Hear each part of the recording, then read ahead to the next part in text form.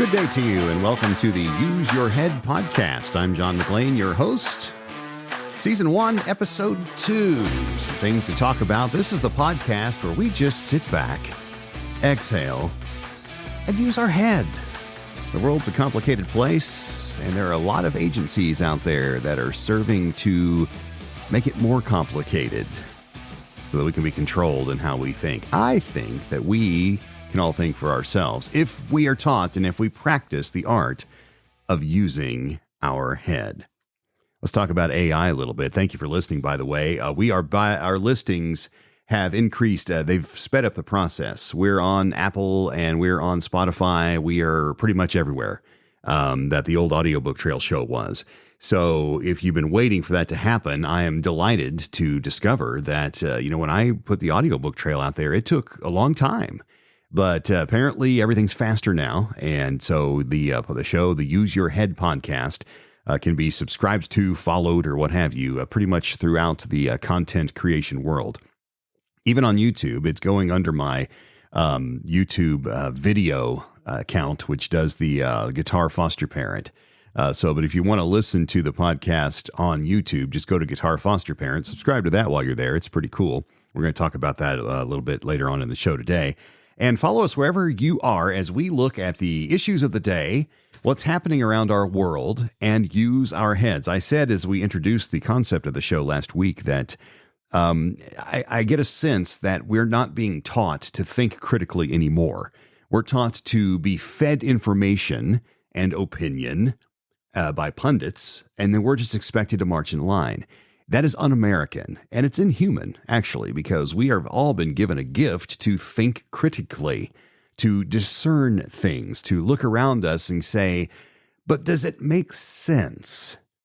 As human beings, we are keen observers, all of us, of human behavior, or we should be, and I have always kind of let that be my guide. Does something make sense? If someone tells me something is true, I ought to, before I form my opinion and stand pat and say this is true, I need to be able to think critically and decide for myself, as a free human being, does this make sense? I need to use my head.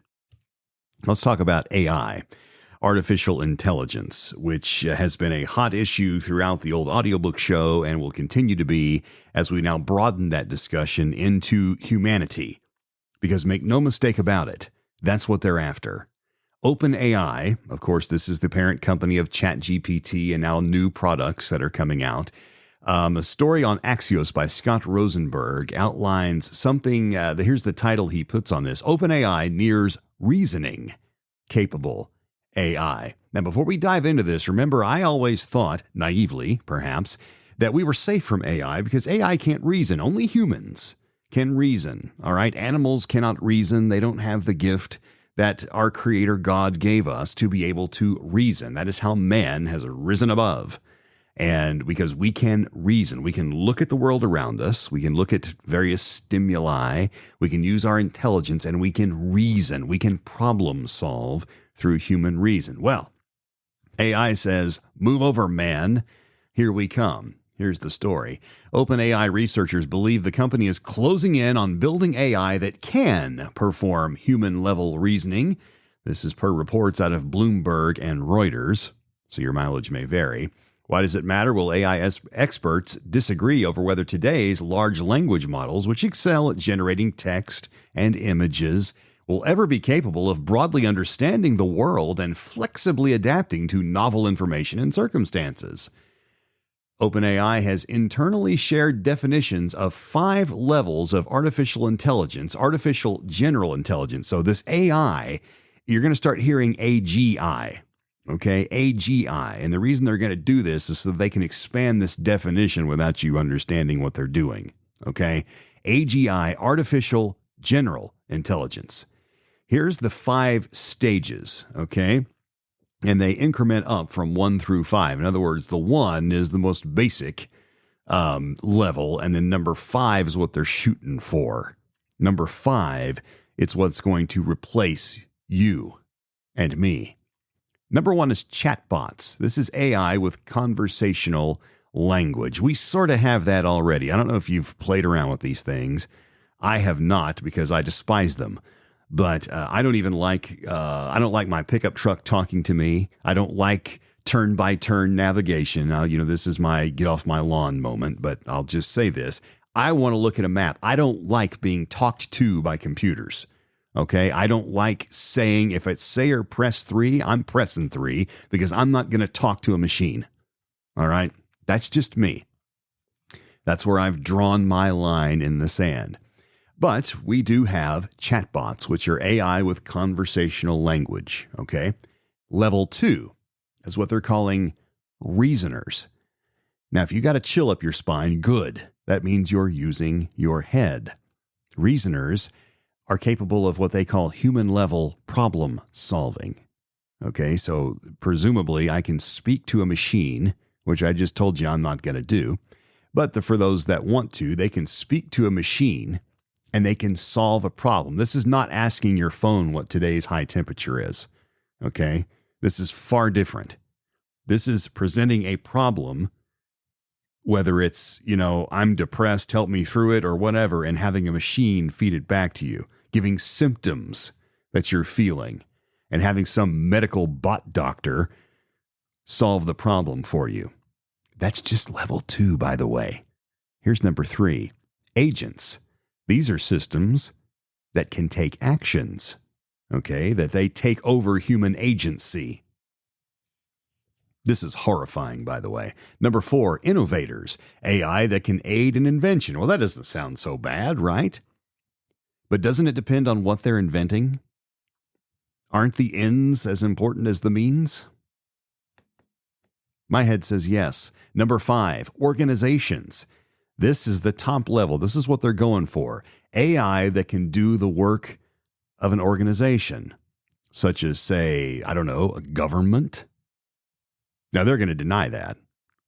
No, these machines are just designed to enhance humanity. We're not, give me a break. I'm using my head and saying you're full of baloney. It's obvious what this is. All right? At a company meeting last week, per Bloomberg, OpenAI leaders told staff their systems currently worked at level 1, but were, quote, on the cusp of achieving level 2, which remember was reasoners. Separately, Reuters has reported details of a long-rumored project at OpenAI aimed at developing AI that can reason at a human level, plan ahead, work out problems with multiple steps, and independently perform deep research. The project, called Strawberry, is the current version of an effort Reuters reported last year under a different name, Q. Star Trek fans will get a kick out of that. All right. So the story on Axios goes on, and he has a little section here where he says, read between the lines. Rumors of a major breakthrough at the company had spread widely in the days leading up to the OpenAI board's failed effort to oust their CEO, Sam Altman, back in November. Did you hear about that? A day before the board announced his firing, Altman told an audience at an Asia-Pacific Economic Cooperation event that during the last couple of weeks, he'd been in the room as the company pushed the veil of ignorance back and the frontier of discovery forward. But 8 months later, OpenAI's latest product is a new version of ChatGPT. It's called GPT-40, that combines text and visual modes in new advanced ways. Human reasoning remains somewhere on the horizon. So now they're talking about moving forward with this. So, look, okay, this is happening. All right, this Altman has billions of dollars, and more is pouring in every day. Everybody's hopping on board. Everybody that wants to be in the elite, okay? In other words, everyone that's scared and has the means to avoid being subjected under this is hopping on board and investing, okay? And people that just want to make money. But I don't have that kind of money, and you probably don't. So what can we do? What can we humans do? Look, if money is the driver of the economy, and by definition it is, right? I mean, if we boil it down to the basic We don't have a barter system, right? So we have money and we exchange money. And of course, the United States, our money has no real intrinsic value. It's just based on reputation, and that reputation gets worse every day. In any event, we trade that for the things we need: food, shelter, clothing. Okay? And then there's a whole laundry list of luxuries that if you can afford, you can enjoy. How are we going to fight against the machines? Well, this is all about money and power. Okay, there is absolutely no reason to develop a machine that can reason unless you are wanting to replace human beings. Because most of us who have thinking jobs, okay, and that really includes every job. All right, this is not to besmirch the blue-collar worker. We're going to talk about the blue-collar worker later on the show today. There are a lot of people out there that want to besmirch the blue-collar worker. Look, I was talking to some guys. I had a new front end put in my pickup the other day, and I was talking to a couple of fellas who worked on the truck, and I thanked them for their work because they did something I'm not capable of doing. They had to use their brains. They have to use computers and calculation and know-how to use tools safely and properly. These are blue-collar guys. And I told them, I said, you guys are fortunate. You're not facing replacement by AI. And one of them looked me dead in the face and said, not so fast. We're hearing rumors that robots are being developed that are going to be able to replace us sooner than you might think. So this kid's been reading, and now he's worried about his job, and he's a mechanic, a specialist. He works on off-road suspensions. How do we fight it? Do we go to chat or OpenAI's boardroom and demand, well, no, they're not going to let you in there.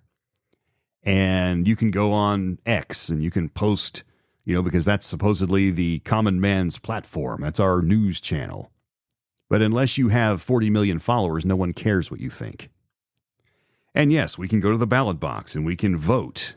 If we find a candidate that's all about, hey, we need to create machines that can reason, we vote against them. Okay, well, that's one vote out of, 40 or 50 million, whatever the turnout ends up being. We vote with our wallet, friends. We have to reject this type of technology. All right, and when it is forced upon us, we need to tell ourselves not to use it. We need to go back to the old ways. Now, I'm not saying we all need to move off the grid and move out in the middle of nowhere and become, co-op farmers, although that's happening. There are some people that are doing that. There's some people that are checking out and going out and forming communities that they're raising their own food and creating their own power and doing whatever they need to do because they don't want to be a part of this. But I would suggest for the rest of us, we need to stand up. We need to educate ourselves. We need to not be sheep and pretend that these people have the best interest of humanity in mind, because they don't. And if you use your head, you know it, despite their rhetoric. Okay? Replacing human beings, even if it's for somewhat, quote, menial tasks, which is extremely offensive to those that do those for a living, isn't it? I mean, you can't get a fast food job in California anymore. It's too expensive. Companies can't afford it. So guess what? Oh, we've got AI. We'll just put up a giant screen. And now kids don't have a way to earn gas money. Anyway, that's how we fight. We fight with our wallets. Okay. That is the latest in AI. Keep a close eye on it, my friends, because if you don't, it might be replacing you next.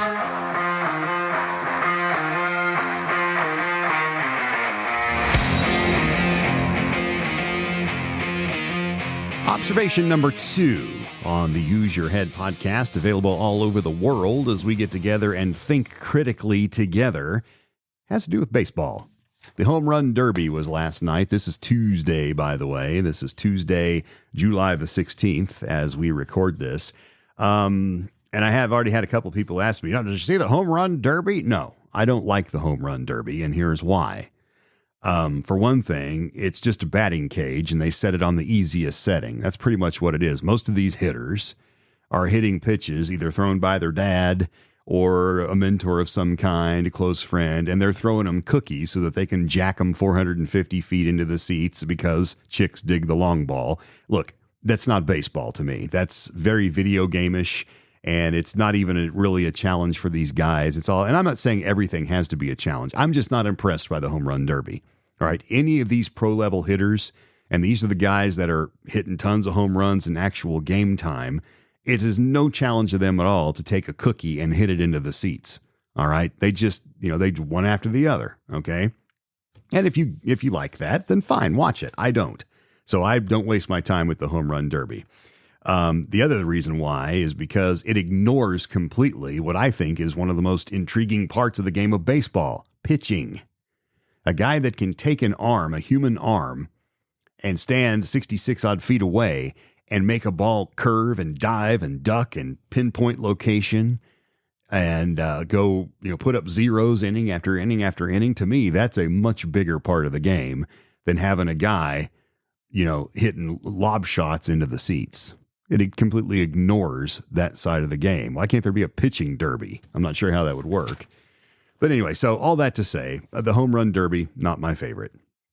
However, something happened last night that I've also been asked about, and I did go back and watch a clip of, was the national anthem performance by Ingrid Andress. I don't know who this person is. Apparently, she's either been nominated for a Grammy or won one. I don't know. Not familiar with her. And so this was my first impression of never hearing this woman sing, okay? But everybody was saying, oh my gosh, that was the worst anthem I've ever heard. But, and this is not new. We've had, you remember the Roseanne Barr anthem that happened? And, we've always had, I'm of the opinion that the national anthem is not about the performer, it's about the country. And so sing it straight, for crying out loud. We don't need to hear your interpretation of the national anthem. Okay, it is a song that has notes and it is tradition. So can we please just hear you sing it with passion and depth? And if you can't, we'll pick somebody else. Anyway, I went back and I saw there's clips all over social media. And so if you didn't watch it and you really want to hear the wrong way to sing anything, but the wrong way to sing the national anthem especially, I'm not so sure that this, and look, I'm assuming she's not tone deaf, although in the age of auto-tune, you never know. But even with auto-tune, if you're tone deaf, auto-tune can't fix that. Auto-tune rounds off the rough edges. Okay. This is one more way, by the way, computers are ruining art.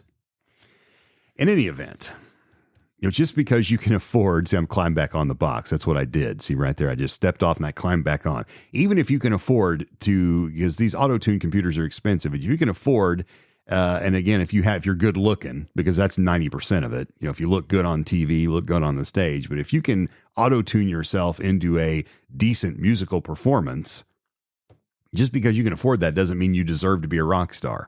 Anyway, stepping back off, I went out and watched this thing, Ingrid Andress.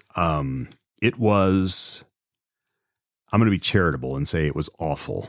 I have other adjectives, but as a nice person, I'm not going to use them. Now, this is the home run derby. This is the only Major League Baseball event that's on last night. Tonight is the All-Star game, which will be the only Major League Baseball event that's on. The rest of the schedule is suspended until Friday, I think. I don't know who picks the anthem performer. I don't know if it's a lottery or if you just, if your agent calls and, if the favors are exchanged. I don't know if it's just at the discretion of the commissioner's office. I don't know. It doesn't matter to me. Whoever is responsible needs to do better. This was embarrassing. To the point, and again, I'm not going to throw an accusation because I don't know this young lady, and I know a little bit about the music business. It looked all the world like she was loaded to me on something. The body language, the confusion, it was, and in fairness, okay, the national anthem is a very difficult tune to sing, and it is hard to sing in a giant room where the acoustics are terrible and it's hard to hear. I get all that. And I know people that have sung the national anthem at baseball games, and they have told me it's way harder than it looks. So be nice, be gracious. Okay. I get that. All right. I understand that. But this was beyond, I couldn't hear very well. This was absolutely terrible, to the point where I'm not so sure that Ms. Andress was not on something or had a few too many. It's the All-Star game. And, if you get invited to sing the national anthem, you're probably going to get to go to the hospitality suite and meet a lot of famous rich people and all that kind of thing and celebrate. Okay, fine. But if you're a professional, you save the partying for after the job is done. And I'm just saying, and I'm not the only one that's out there wondering if this was a substance issue. I almost hope it was, because if this young lady sings like this all the time, and this was not a couple of missed notes, this was not going for the high one and missing it. That happens to everybody. It's terrible. As a performer, I can tell you, in the theater, I have experienced going for it and not quite making it. It feels terrible. This was bad from start to finish, almost intentionally so. And there are some people saying that, well, she just deliberately throwing mud on our country. I don't know if that's true. No one knows the heart of the individual. But anyway, the home run derby, despite my, indifference toward it, I don't hate it. I don't want baseball to take it away. I'm just not going to watch it. It deserves better than that. Okay. Using my head, I think that Major League Baseball needs to be more careful about who is singing the national anthem at their events. That's what I think when I use my head.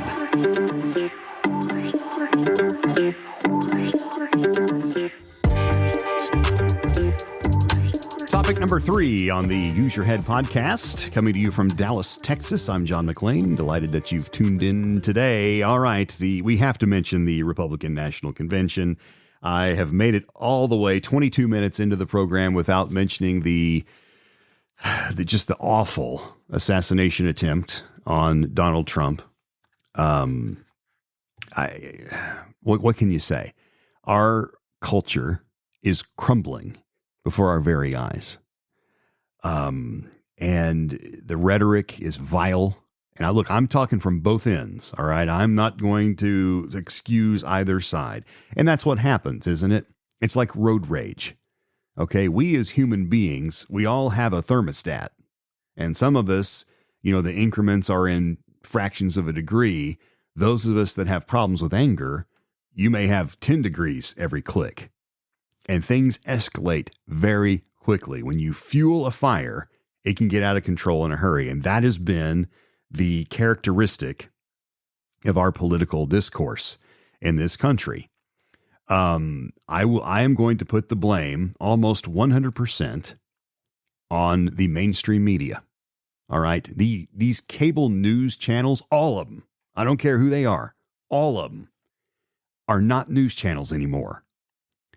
I use my head and think, what is news? What is journalism? I am old enough to remember Walter Cronkite. My grandparents watched Walter Cronkite every night. Okay. And they trusted Walter because Walter would tell it that's the way it is. And he would read the news. There was no pundit. There was no one to explain to the dunderhead American population how to process this information. We were expected to know. We were expected to be able to think for ourselves. We were expected to be able to take what we've seen, an event, and overlay it over our lives and process that. Because we were taught how to think critically. That's not happening anymore, which is frightening. We're told not only what happened, but what to think. And to the point now where we're believing, did it even actually happen? This is the state of journalism. And I would argue journalism, for all intents and purposes, in the mainstream is dead. Now, there are still a few brave souls out there that are trying to do it the old way. Bless you, by the way, because you got a long hill to climb to compete with the big boys. These news channels they have one goal in mind. And I encourage you to write in and prove me wrong. The one goal is more viewers. And how do we do that? We addict people. And how do we do that? We do that by turning up the dopamine in their brain by making them as PO'd as we can all the time. Anything we can say, any guest we can have, any way we can spin to anger people to the point of violence, because that creates a chemical in our human brains, you see. And that chemical is addictive. And it causes mental illness if we do it long enough. Okay? And if you don't think we don't have a mental illness epidemic in our culture, you're not paying attention. You're not using your head. Now, why am I prefacing all this? Am I blaming the shooter on the mainstream media? I don't know. 20-year-old kid, who knows? I mean, they're going to dig in and we're going to be told exactly what they want us to hear. So what I would encourage you to do is not trust what any of the press tells you about this deranged young man who's now dead, who made a very bad decision, a very poor choice for whatever reason. That's not even really the point. The point is that the heat has been turned up and the media can no longer be trusted. Now, this is not new, but it is just anger is a commodity to these people, and it's a very powerful one. The more angry we can get, all right, from both ends. I'm not blaming one side over the other here. Anger is a valuable tool for anyone who wants to control people, because we're addicted. We got to go back and keep watching and keep watching and keep watching. I have blocked all of the cable networks off of my TVs. They're not even available. I'm not interested in what you have to say. Cable TV, news, what a joke. They're entertainment channels. All right? And there's not a nickel's worth of difference between them and pro wrestling, except pro wrestling is at least entertaining. All right, so prefacing that with the last thing I wanted to talk about, something interesting did happen at the Republican National Convention that raised my eyebrow. None of the rest of it was surprising. All right, Trump's emotional entry, people chanting USA, the fiery speeches, all expected, all typical. One thing that did stick out to me, though, was one of the speakers on day one of the convention was a gentleman named Sean O'Brien. You may not have ever heard of Sean O'Brien. Sean O'Brien, however, is a very powerful figure. He is the president of the Teamsters Union. Okay? Very, very powerful position. Sean O'Brien was invited to speak at the Republican National Convention. Okay? Now, this is significant because by accepting that invitation and speaking, and he did, Mr. O'Brien did speak powerfully from the lectern there at the convention, he becomes the first Teamsters president, first Teamsters leader to address the Republican National Convention in 121 years. That was before World War I. We were still recovering from the turn of the century and the wars that we went through then. This is a historic event. Historic. And I thought, and I want to be clear, Mr. O'Brien did not endorse Donald Trump for president. He stopped short of that. But he did say some interesting things. Here is one thing that he said. That I thought was powerful and that I thought was really, he described his reasoning for being there. Here's what Mr. O'Brien said. He said, President Trump had the backbone to open the doors to this Republican convention, and that's unprecedented. No other nominee in the race would have invited the Teamsters into this arena. Now, you can have whatever opinion you want, but one thing is clear. President Trump is a candidate who is not afraid of hearing from new, loud, and often critical voices. That's an important point, okay? The Teamsters Union typically is not really a darling with the Republican Party. They're not friends, okay? But Mr. O'Brien is basically saluting the RNC for inviting him to the table. This is a major unifying move. Now, nothing may ever come of it. I don't know if they may go to the Democratic convention or they may not. But this is an historic appearance. 121 years. All right. Think of what the world was like in 1903. The Great Depression had not happened. No one had ever heard of Adolf Hitler. There had been no Holocaust. Okay. We were really in the throes of industrialism. Okay. The world was a very different place. The last time a Teamsters president spoke at the Republican National Convention. However, there are some people that are saying this is no big deal. I have a soundbite here I want to play from Jen Psaki. Remember her? She was Biden's first press secretary, which is probably one of the 5 worst jobs in the entire world.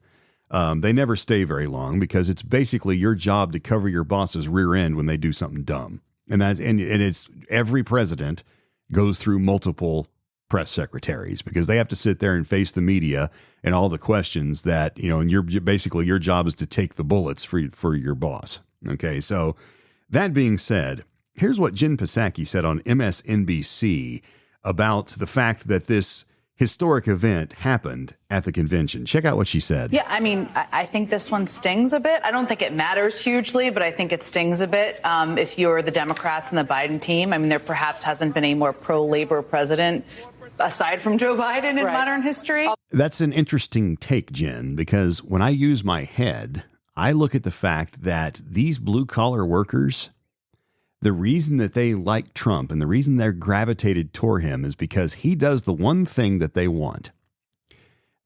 These blue-collar folks are not interested in rhetoric. They're not interested in platitudes and in symbolic support. They want to work. They're blue-collar workers. They want a job that they can go to and make a decent wage for a hard day's work, and then they want to be left alone. Donald Trump, during his first presidency, did that. He got the steel workers back to work because he made it possible. He adjusted things so that people would want to buy American steel again, not exporting those jobs overseas and then giving them a welfare check. These people want to go to work. They're workers. And that is a point that to me is when I think about, why does it make sense if I use my head and try to figure out why are the Teamsters happy with that? Because he's inviting them to the table, because he's demonstrating that he cares about their concerns. Now, they may not end up agreeing on some things, and there'll probably be some arguments about wages and contracts and all that kind of thing. That's always, anytime a union is involved, those discussions are going to happen. And sometimes you don't see eye to eye. But the fact of the matter is, he demonstrated a level of trust in his first term because he concentrated on putting blue-collar American workers back to work in America, making and selling American products. And that is all these people want. They're blue-collar workers. They want to pack their lunch pail, put on their hard hat, and get to work. Okay? And that's industry, that's agriculture. These people want to work. It's the American ethic. And this is one of the things that I think that leftists are trying to fundamentally change, as President Obama once said.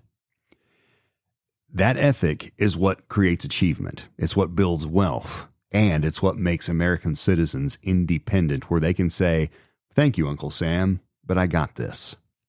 Okay, this is the fundamental fight that's going on right now in our political discourse. All right. There are those on one side that want to make things easy on people. Okay. Now there's a trade-off. We get to make most of the decisions in your daily life, but we'll take care of you. The other side is like, you know what? Thanks, but no thanks. I have a brain. I've got 2 good hands. I would rather work for what I have. I would rather build my own wealth. I'd rather build my own family, my own life, make my own decisions, defend my borders, and then leave me alone. And I'll pay you some taxes to do that. This is the tug of war that's going on, and most people will fall on one side of that line or another. Okay? But to say this stings a little bit, I wonder if that's totally true, because this is a 121-year record that's been broken. The Teamsters are speaking, were invited and accepted and spoke at the Republican National Convention. Now, Ms. Psaki could be true. This may be no big deal. It may be a blip on the radar. That's what they'd like to think. or it could wind up being significant. Who knows? Anyway, as I use my head, that is what I come up with. I think it's probably significant.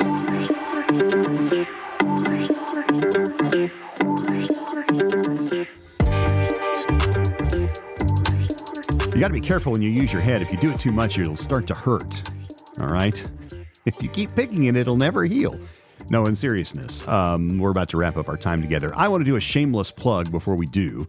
As I said, last week, and I'm not going to harp on this much anymore. My family's gone through a series of loss. I lost my mother last month, and I've been busy. My guitar foster parent YouTube channel, which is very dear to me. I know some of my podcast fans and listeners also watch that channel. Thank you very much, by the way. It's been like 6 weeks since I've put a new video out. Video, as you might imagine, is a lot more work. It takes a lot more planning. There's a lot more points of failure when you're doing video. It's on my list to do a new guitar foster parent video this week. When I last did a video, we were on the cusp of wiring up the new guitar body. I have assembled my parts, dusted off my workbench, and I'm getting ready to get back into that. I used to try to do a video a week. That just has not been possible lately. The good news is my subscribers are still around. They're waiting for me. I mean, I guess, if you subscribe to something, it's not costing you anything. So a few people have dropped off, and that's fine. But anyway, if you're not familiar with the Guitar Foster Parent, what we do on that channel, I love guitars. And what I do is I take abandoned or neglected or sometimes even broken instruments, and I get them cheap. I buy them, on the cheap, not garage sale prices, but as close as I can get. And then I fix them up and I make them look cool, sound cool. I do a setup job on them, which I've learned how to do to make them play nicely. And then I donate them into a forever home. That's kind of the idea of the Guitar Foster Parent. I foster orphan instruments, and then I put them in a home where they'll be loved and played. So if that resonates with you, would you go to YouTube and would you search for Guitar Foster Parent? And when you do, if you'll click subscribe, you'll get a video every once in a while. I don't bombard you with updates. I'm not big on that. Every once in a while I'll throw a little poll out there or something. But if you're into that kind of thing, or just like to see people working on hobbies and messing things up, because I learn as I go, and sometimes it's funny to you. Anyway, check it out, Guitar Foster Parent on YouTube, and subscribe there. And you'll also find a copy of this podcast, which for some reason YouTube is throwing out there. It's the Use Your Head podcast. That's it for episode number 2 in our first season. Thanks for listening. God bless. Use your head this week. We'll see you next time.